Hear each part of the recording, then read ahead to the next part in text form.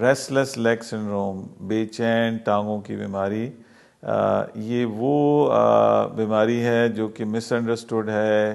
اس میں ہمارے general physician حضرات بھی لا علم ہیں، اور سلسلے میں کچھ چند گزارشات یہ ہیں کہ پیشنٹ جو ہے وہ ریسٹلیس رہتا ہے، ٹانگیں چلاتا ہے، سو نہیں سکتا، اور اس میں ایسی فیلنگ ہوتی ہے جیسے جسم کے اوپر کیڑے رینگ رہے ہیں، یعنی کیڑے چل رہے ہیں۔